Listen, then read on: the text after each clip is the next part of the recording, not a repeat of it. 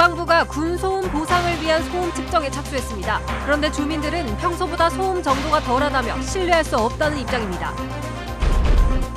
부동산 규제와 임대차 3법의 여파로 원주 지역의 전세난이 심화되고 있습니다.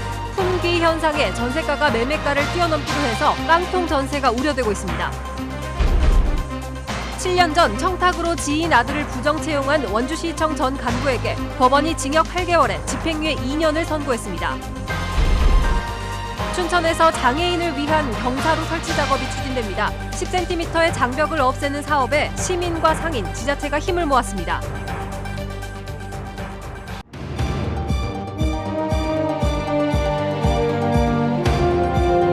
안녕하십니까. 뉴스데스크 원주입니다. 국방부가 군용기 소음 피해를 보상하기 위한 소음 측정을 시작했는데요. 주민들은 평소 훈련 때보다 소음이 덜하다는 반응입니다. 횡성 주민들이 제기한 것처럼 향후 신뢰도 논란이 일 전망입니다. 이하라 기자입니다.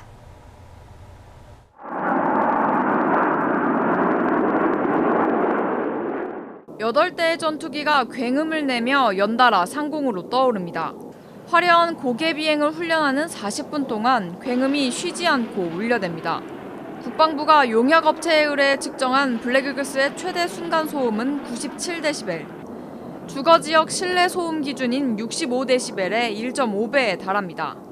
하지만 매일같이 전투기 소음에 시달리는 주민들은 평소보다 소음 정도가 약하다고 말합니다. 평상시 뜨는 거하고는 천지 차이야. 그러니 이게 여기서 측정을 하면 뭐하냐 이게 내 얘기는.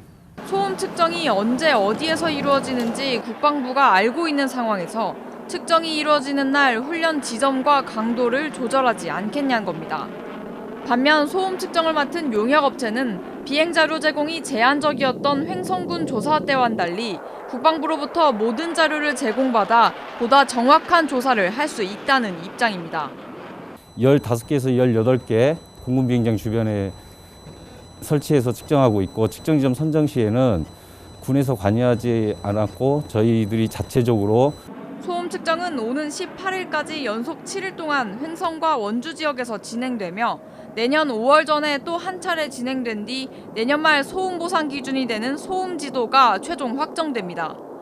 횡성군 소음 피해 대책위는 소음 저감책 없이는 보상금도 필요 없다며 근본적인 소음 저감책을 촉구하는 릴레이 1인 시위를 예고했습니다. MBC 뉴스 이하라입니다. 70 부동산 대책과 임대차 3법의 여파로 원주 지역의 아파트 전세가가 가파른 상승세를 보이고 있습니다.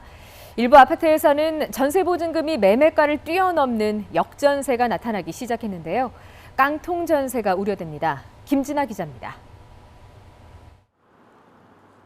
원주시 단구동의 한 아파트입니다. 지난 8월 이 아파트의 전세 가격이 매매 가격을 넘어섰고 지난달에는 갭이 더 커졌습니다. 지난달 거래된 58제곱미터 평균 전세가는 8,438만 원으로 매매가 7,975만 원보다 463만 원이나 비쌌습니다. 기본형이 8,000, 많게는 8,500. 근데 전세가도 그 정도 하거든요. 많게는 9,000까지도 나간 걸로 알고 있거든요. 중대형 평수도 사정은 비슷합니다. 행구동의 한 아파트는 매매 가격과 동일한 전세가 등장했습니다. 공공기관과 젊은 인구 유입 등으로 원주 지역의 임대 수요가 비교적 높은데 작년 하반기 기업도시 임대 물량이 소진된 데다 잇따른 부동산 규제 정책과 임대차 3법 도입으로 전세가 귀해졌기 때문입니다. 집주인들이 최대 4년까지 보증금을 올릴 수 없다 보니 미리 보증금을 올리거나 매매로 전환하는 경우도 많아 전세값이 급등하고 있습니다. 실제 원주 지역의 아파트 평균 전세 가격은 지난달 1억 1,343만 원으로 1년 전보다 875만 원 올랐습니다. 특히 원주 지역 같은 경우는 작년에 한 9,000세대 정도의 공급이 있었는데 올해는 한 2,000여 세대 정도의 공급밖에 없다 보니 매물이 풍기 현상이 일어나면서 전세가 상승이. 신규 아파트 거래만 활발할 뿐 기존 주택의 거래는 뜸하면서 매매 관망세로 전세 수요가 높아졌다는 분석도 나오고 있습니다. 하지만 매매가가 전세값 상승을 따라가지 못할 경우 청솔 아파트 경우처럼 집을 팔아도 전세값을 돌려받지 못하는 이른바 깡통 전세가 될 수 있어 세입자들의 각별한 주의가 요구됩니다. MBC 뉴스 김진아입니다. 7년 전 청탁을 받고 지인의 아들을 무기계약직으로 채용한 당시 원주시 상하수도 사업소장 백모 씨에게 징역 8개월의 집행유예 2년이 선고됐습니다. 춘천지방법원 원주지원은 백 씨의 부정 채용이 공정성을 훼손하고 사회 일반의 신뢰를 깼다고 판시했습니다. 또 백 씨가 상급자로서 혐의를 부인하고 책임을 아래 직원들에게 전가하는 태도를 보이고 있지만 성실하게 오랫동안 공직 생활을 한 정황을 참작했다고 밝혔습니다. 한편 백 씨를 도와 채용에 관여했던 전 총무과장과 업무과장에게는 각각 벌금 1,000만 원과 500만 원을 선고했습니다. 고작 10cm 때문에 음식점과 카페, 옷가게에 들어가지 못하는 사람들이 있습니다. 휠체어를 타는 사람들인데요. 이들의 장벽을 없애기 위해서 춘천에서는 시민과 상인들이 힘을 모았습니다. 김상훈 기자가 보도합니다. 지체장애 2급인 박영림 씨. 두 손으로 바퀴를 굴리며 춘천 명동 거리로 나왔습니다. 쇼핑도 하고 커피도 마시고 싶지만 들어갈 수 있는 상점이 많지 않습니다. 휠체어로 올라가려면 경사로가 필요한데 대부분 설치가 안 돼 있기 때문입니다. 박 씨는 유리창으로만 상점을 둘러볼 뿐 입구에선 휠체어를 멈출 수밖에 없습니다. 보시는 것처럼 고작 10cm의 턱입니다. 하지만 휠체어를 탄 사람들에게는 입장 불가 표시와 같습니다. 경사로가 설치돼 있어도 쉽지 않습니다. 경사가 심하면 힘주어 바퀴를 돌려도 혼자서는 올라가지 못해 도움이 필요합니다. 한 상점은 입구에 경사로를 설치해놓고 다른 장애물로 막아놨습니다. 사실 편의시설 잘 되어 있는 곳을 다니게 되지 이런 명동상가 이런 데는 거의 안 나오게 되죠. 휠체어 타신 분들은 아예 접근조차가 안 되기 때문에 쇼핑을 할 엄두는 못 내는 곳이기도 합니다. 이처럼 장벽에 가로막힌 사람들을 위해 춘천시와 시민들이 나섰습니다. 장벽 없는 도시를 꿈꾸며 사회봉사단체에서는 기부금 2천만 원을 모았고 춘천시는 명동상가에 경사로를 설치하기로 한 겁니다.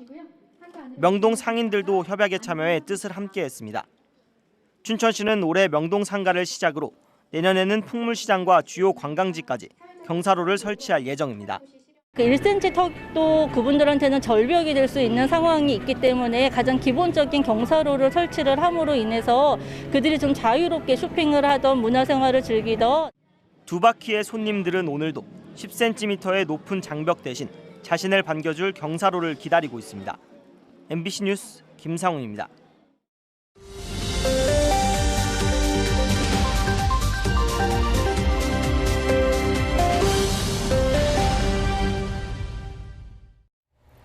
다음 주 원주적 학교의 전면 등교가 시작되면서 감축됐던 시내버스 운행이 일부 재개됩니다. 재개되는 노선은 시내버스 3, 4번과 30번, 90번이며 5-2번 버스는 일부 노선이 변경돼 5번으로 5-1번 버스는 10번으로 번호가 변경돼 운영됩니다. 등교 시간에 운행되는 통학버스도 기존 4개 노선에서 6개 노선으로 확대됩니다. 한편 원주 지역의 학교는 전교생이 1,000명을 넘는 초등학교 4곳과 고등학교 1곳 등 5곳을 제외하고는 다음 주에 전면 등교에 들어갑니다. 정부가 가을 단풍철을 맞아 내일부터 한 달 동안 코로나19 방역 집중관리 기간을 운영합니다. 이에 따라 도내 국립공원과 자연휴양림, 수목원, 사찰 등을 대상으로 다음 달 15일까지 방역 관리가 진행됩니다. 방역 당국은 야외 활동 시 개인 차량을 이용하고 부득이한 집단 여행 시 방역 관리자를 지정해 명단을 관리하고 코로나19 증상을 확인할 것을 당부했습니다. 특히 단풍 절정을 맞은 이번 주말부터 도내 설악산과 오대산 등 단풍 여행지에 인파가 몰릴 것으로 예상됩니다.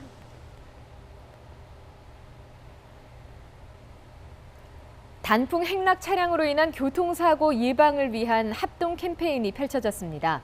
원주지방국토관리청은 경찰과 도로공사, 도로교통공단 등과 함께 고속도로 휴게소에서 가을 단풍철 행락객들을 대상으로 교통안전 캠페인을 진행했습니다. 강원도와 도내 18개 시군도 단풍객들이 집중되는 국립공원 입구와 주차장, 터미널 등에서 교통안전 캠페인을 실시할 예정입니다. 코로나 확산 방지를 위해 관광버스를 이용한 단체 이용을 자제하고 반드시 마스크를 착용할 것을 당부했습니다. 원주시가 어린이 보호구역 내 교통안전 강화를 위해 시설 개선 사업을 완료했습니다.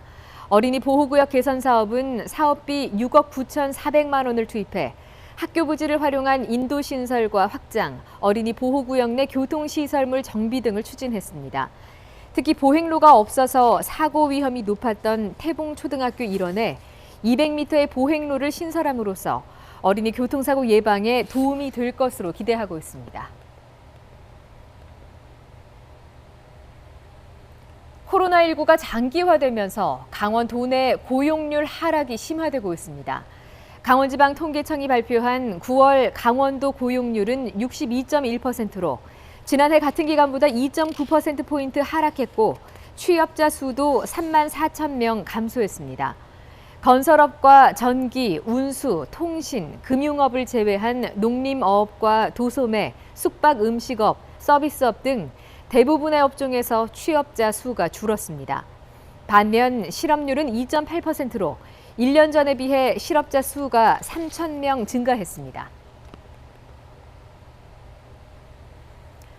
강원도 교육청이 학교 급식의 질을 높이고 지역사회와 상생 발전을 도모하기 위해 온마을 식단 사업을 벌입니다. 온마을 식단은 지역 농산물을 이용한 공동식단으로 학교별 급식 편차를 줄이고 식단 수준을 상향 평준화하겠다는 사업입니다. 이를 위해 원주, 춘천, 강릉, 속초의 권역별 전담 조직을 구성해 지역의 식재료를 이용한 다양한 식단을 개발해 모든 학교에 공유한다는 계획입니다. 교육청 관계자는 온 마을 식단 운영을 통해 질 좋은 식사를 제공하고 지역 경제에도 기여하겠다고 말했습니다. 조선 6대 왕 단종이 잠들어 있는 세계유산 영월 장릉에서 작은 가을 음악회가 열립니다. 내일 오후 장릉 야외 무대에서 열리는 음악회에는 다양한 장르의 가수들이 출연해 가을과 어울리는 음악 공연을 선보일 예정입니다. 영월군은 단풍 물든 장릉, 단종을 깨우다를 주제로 문화재청 문화재 활용 사업 공모에 선정돼 관련 사업을 추진하고 있습니다. 코로나19로 중단됐던 문화예술 장터 하바미 장터가 사회적 거리두기 완화에 맞춰서 가을 시즌을 개장합니다. 장터는 오는 17일과 27일, 11월 7일과 17일 모두 4회에 걸쳐 개최됩니다. 뉴스데스크 원주를 마칩니다. 고맙습니다.